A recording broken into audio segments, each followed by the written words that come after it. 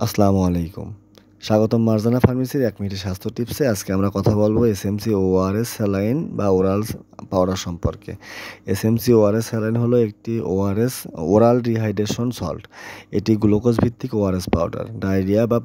Diarrhoea বা শরীরের পানিশূন্যতা প্রতিরোধে এটি সবচেয়ে কার্যকর ও নিরাপদ সমাধান।